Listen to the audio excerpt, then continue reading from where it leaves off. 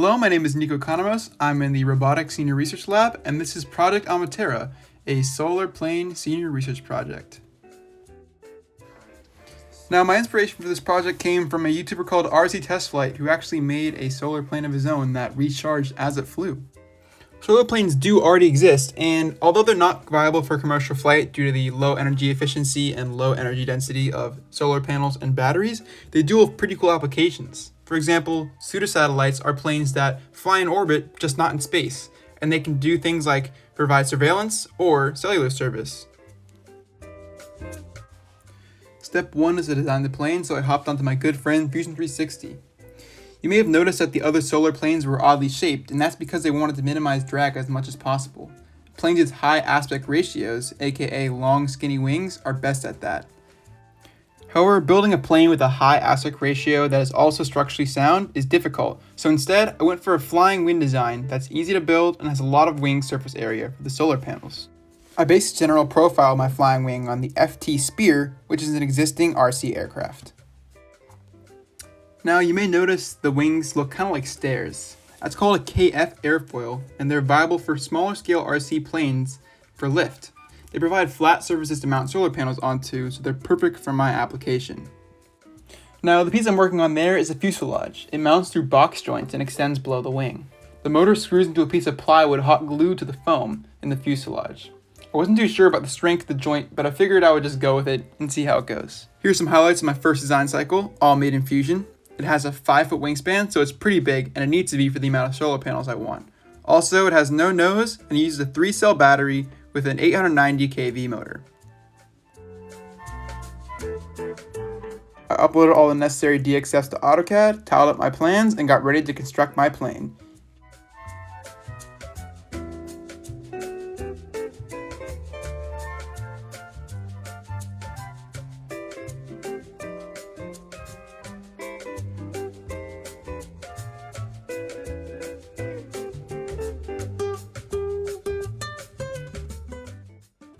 At this point, my X-Acto knife blades were getting pretty dull and I wasn't even halfway done yet. Here's a cross-section of a spar I use in the wing. It has an aluminum U-rod to provide structure and rigidity to the wing.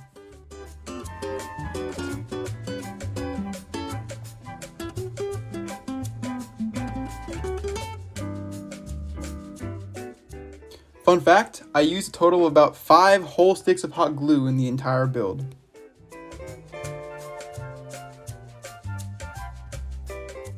After a long night of working, I finally finished the overall structure of the wing and I was pretty excited about it. I decided to go outside and throw it for a test. Go.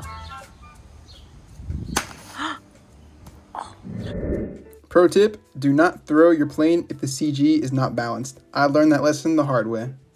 As you can see in this image, box joint holes ended up making a weak line in the airframe. I ended up ditching the box joint method when I fixed the plane and added the fuselage.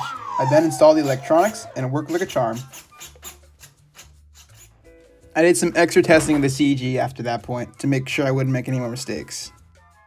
The plane ended up being a little bit tail heavy due to the motor, so I added a nose and filled it with screws for extra weight.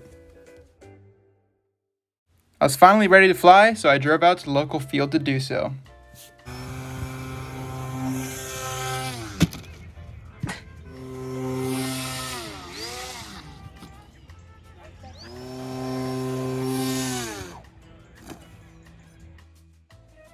As you can see, those flights weren't the best. The plane was far too heavy for the amount of thrust I had. The throwing method gave too much of an angle to recover from, and as I suspected before, the motor mount was insecure because it relied just on glue. As you can see, it broke in the last flight. Some changes from the first design cycle that I did in CAD include a nose with a counterweight to balance center of gravity, larger wingtips, and no use of box joints. Instead, I glued the fuselage directly over the bottom seat instead due to the breakage.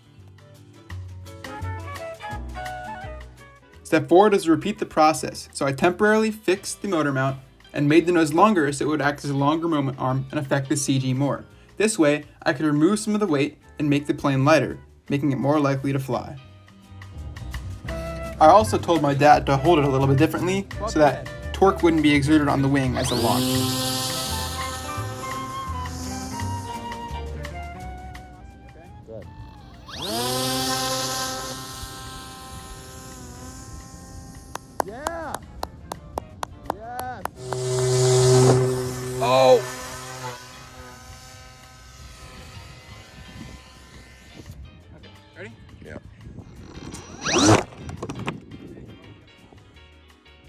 As you can see, those flights went a lot better and got progressively longer as time went on. I was very happy with the results.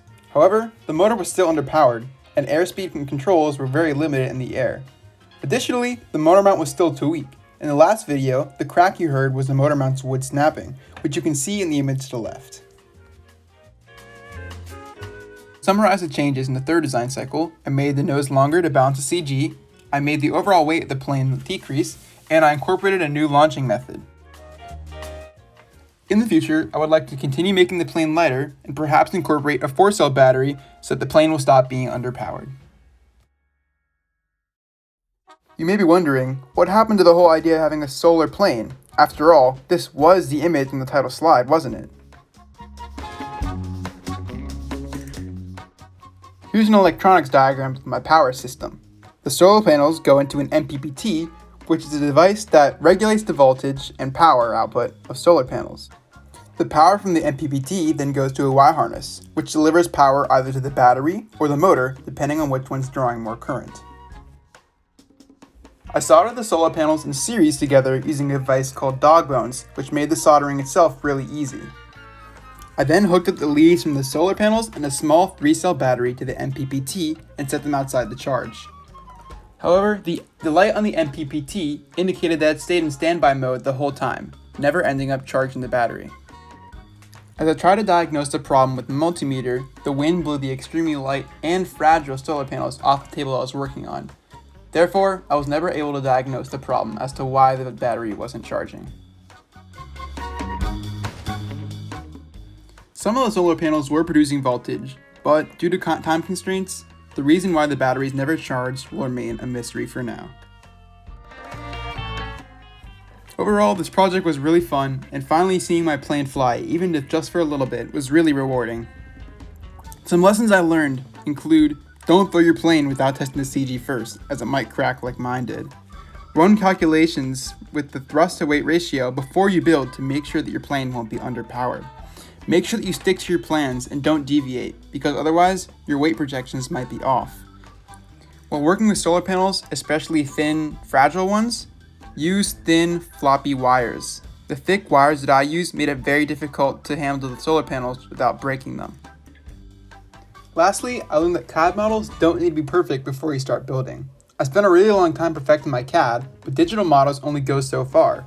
Had I started prototyping and resolving some of the tangible problems with my design earlier, I would have had more time to perfect my design and potentially get it flying for longer. In regards for any advice for future senior engineers, my number one tip is to prototype, like I said before. Also, if you're pursuing a project you're passionate about, start early. Small successes will keep you motivated until the end so you can beat senioritis, because senioritis is real. Lastly, if you're working with electronics that are new to you, build them early so you have time to figure them out, as you likely won't get it on the first try. I would like to give a special thanks to the engineering lab teachers, Ms. Cusco for being my reality check, Mr. Seiler for helping me dream big, and Mr. Bailing for the awesome wing spar design. Also, thank you to the TJUAV team for helping me explore my passion for aerospace and getting me into RC planes, my parents for helping me launch my plane and putting up with my mess while I built it, and RC Test Flight on YouTube for inspiring me to pursue this awesome project. Lastly, thank you for watching. Bye.